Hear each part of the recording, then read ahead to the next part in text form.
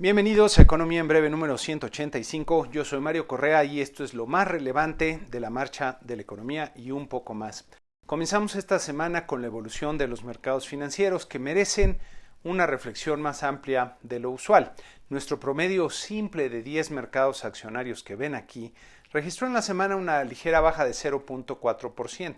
Si incluimos más tiempo en la gráfica podemos ver que buena parte de la caída producida por el COVID-19 ya se ha recuperado. Especial atención merecen los índices accionarios de Estados Unidos, destacando el Standard & Poor's 500 que pueden ver en esta otra gráfica. En el acumulado del año, hasta antes de la caída por el COVID, este índice llevaba una ganancia de 4.8%. Acto seguido, el S&P 500 se desploma 33.9% en las siguientes 4 semanas hasta los 2.237 puntos. Luego viene una recuperación de 51.8% desde finales de marzo y hasta el viernes pasado, superando incluso el pico que se alcanzó antes del desplome para alcanzar una ganancia acumulada de 5.1% en lo que va del año, lo que ya hemos comentado que resulta sorprendente por el divorcio por completo que hay con la realidad económica. Ya hemos comentado también que la principal explicación detrás del comportamiento de los mercados financieros es la extraordinaria inyección de liquidez que han hecho los bancos centrales y que en esta gráfica pueden ver en la hoja de balance de la Reserva Federal, aumentando cerca de 3 billones con B en castellano, de dólares en unos pocos meses.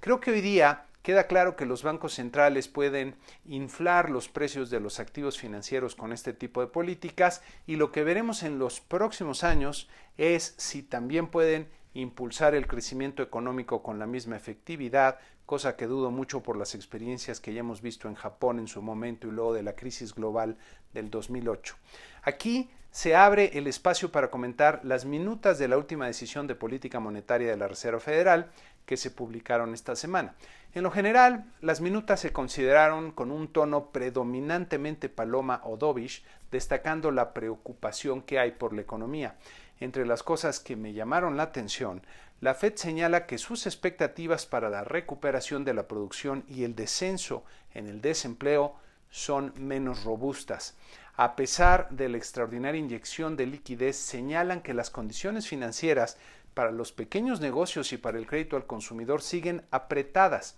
es decir, no están encontrando el crédito que necesitan a pesar de la liquidez que abunda en los mercados, lo que ocurre porque el riesgo que representan este tipo de negocios y de acreditados en las circunstancias actuales no es compensado por las tasas de interés tan bajas que prevalecen en la economía. También señalan que las vulnerabilidades al sistema financiero de Estados Unidos se caracterizan como notables y con un inusualmente elevado grado de incertidumbre, poniendo el ojo en el tema de la estabilidad financiera y solidez del sistema bancario, ya que ahí fue donde se detonó la crisis del 2008.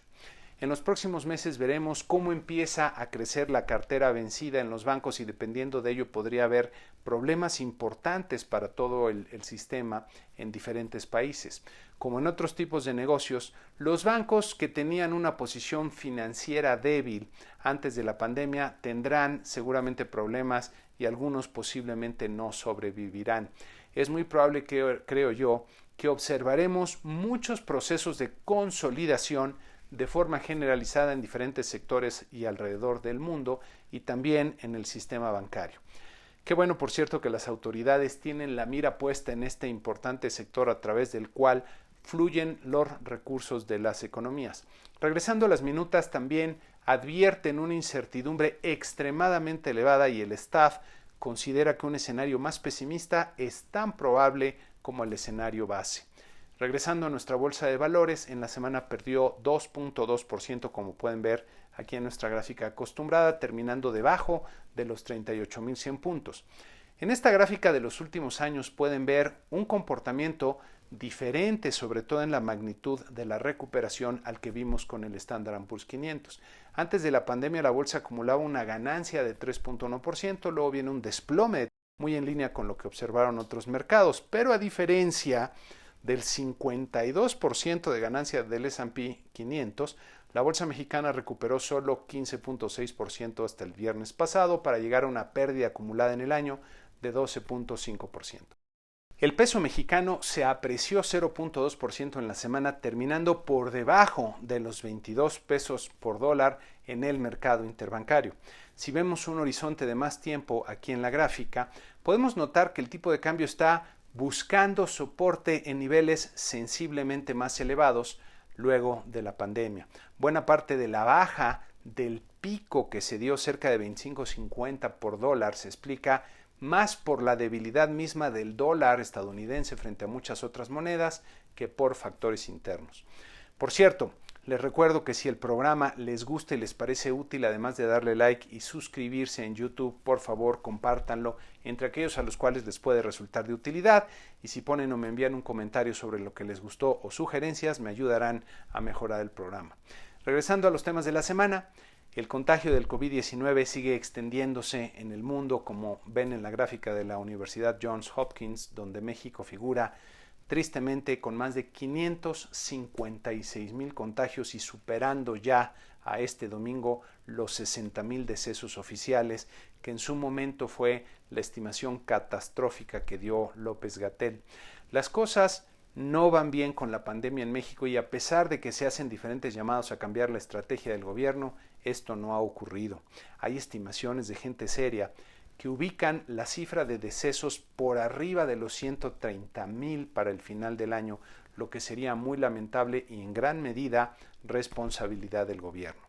En la semana se publicaron también las cifras de ventas minoristas del mes de junio, que repuntaron 7.8% respecto al mes de mayo, como podemos ver en esta gráfica. La noticia es buena, desde luego, pero hay que tomarla con la debida cautela, ya que con la reapertura de comercio será natural que se diera una recuperación respecto a los meses previos que fueron muy malos, prácticamente cerrados. Sin embargo, como vemos en esta gráfica más usual, las ventas minoristas todavía están debajo del nivel de hace un año en 16.6%. Vale la pena notar la diferencia con las ventas minoristas de Estados Unidos que comentábamos la semana pasada, y pueden ver nuevamente en esta gráfica, donde ya se observan niveles por arriba a los que había hace un año, que se explican por los notables estímulos fiscales proporcionados a los hogares y a las personas por parte de su gobierno. En México, la ayuda del gobierno federal ha sido muy escasa y, como vemos en las cifras, la difícil situación de los hogares mexicanos se refleja en la debilidad de las ventas.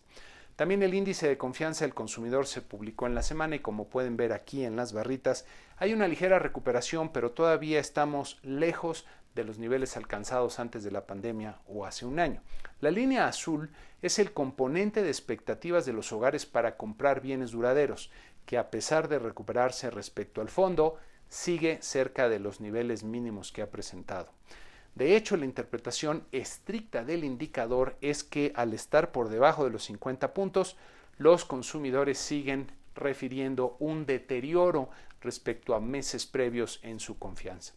Esta semana vale la pena hacer un comentario sobre la política monetaria en México, tratando de anticipar lo que viene hacia adelante. Como recordarán, Banco de México redujo su tasa de interés de referencia la semana antepasada a 4.5%, como podemos ver en esta gráfica en la línea azul. Este nivel es el mismo que alcanzó durante la crisis del 2009, cuando la Reserva Federal llevó a cero su tasa de interés de referencia, tal como lo hizo ahora, y pueden ver aquí en la línea azul claro.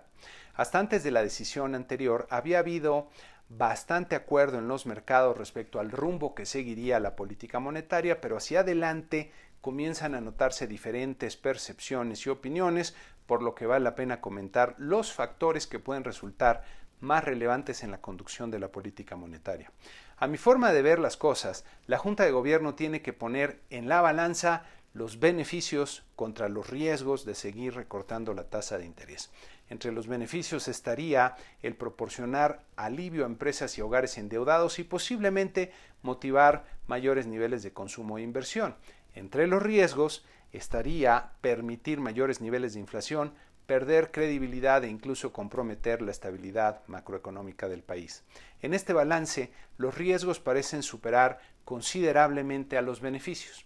Por un lado, Banco de México, hay que notar que ya ha cumplido dentro de su ámbito de competencia con aflojar la postura monetaria para apoyar a la economía, recortando 375 puntos base a su tasa de interés de referencia en este último año y llevando la tasa de interés real aquí en la línea azul oscuro a niveles por debajo del rango que estiman como neutral, que en esta gráfica pueden ver en una sombra azul claro.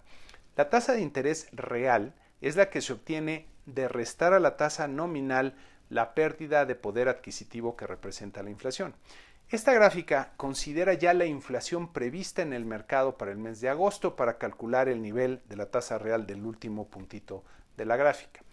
Cuando la tasa de interés real está dentro de este rango neutral, esto quiere decir que ni se impulsa ni se frena la economía, y cuando está por debajo como ahora se está impulsando a la economía. Esto quiere decir que la postura actual con la tasa al 4.5% se está aplicando el acelerador de la política monetaria para apoyar la actividad económica. El problema para Banco de México es que la inflación está por arriba del objetivo del 3% y de hecho repuntando, como pueden ver en esta gráfica, sobre todo en la parte subyacente, que es la más estable y la que proporciona una mejor idea de la tendencia que tiene la dinámica de los precios. A diferencia de otros bancos centrales, Banco de México tiene un mandato único y claro, el de mantener el poder adquisitivo de la moneda, es decir, la inflación baja y estable. Aunque buena parte del repunte de la inflación se concentra en algunos componentes, bajar la tasa de interés cuando la inflación está repuntando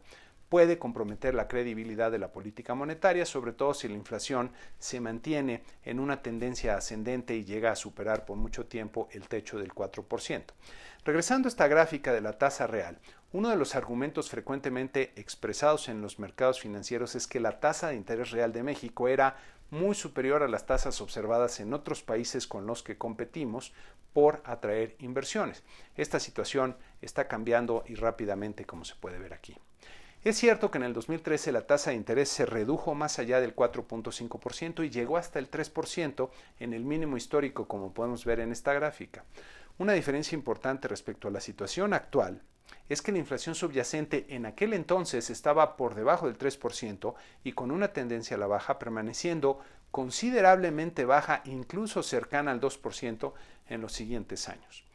Otra consideración importante es que frente al deterioro que se ha observado en las finanzas públicas, se requiere una mayor prudencia en la política monetaria. En esta gráfica pueden ver en las barritas y en el eje izquierdo el balance primario del sector público que originalmente se anticipaba en un superávit de 0.7% del PIB y ahora se estima en un déficit de 0.6% del PIB. En la línea azul oscuro y el eje derecho se observa el saldo de los requerimientos financieros del sector público como proporción del PIB, que es la medida más amplia de la deuda pública y que va a pasar, de acuerdo con los estimados actuales de Hacienda, de 44.8% en el 2019 a 55.4% en el 2020. Ambos son considerados indicadores de la disciplina fiscal, que como podemos ver se está debilitando. Miren, la estabilidad macroeconómica, que se refiere a tener niveles bajos y estables y sostenibles de inflación y tasas de interés, y que es uno de los principales activos de nuestro país, ya que de ella depende el potencial de crecimiento, descansa sobre dos pilares fundamentales: la disciplina fiscal y una política monetaria prudente. Si el pilar de la disciplina fiscal se está aflojando, entonces el anclaje de la economía recae sobre la política monetaria y el Banco de México. Es por estas consideraciones que el fin del ciclo de baja en las tasas de referencia bien pudo haber terminado ya, o quizá le falte algún recorte adicional, pero está cerca de hacerlo. Ya veremos qué nos dice Banco de México ahora que publiquen su informe trimestral y las minutas de su última decisión de política monetaria.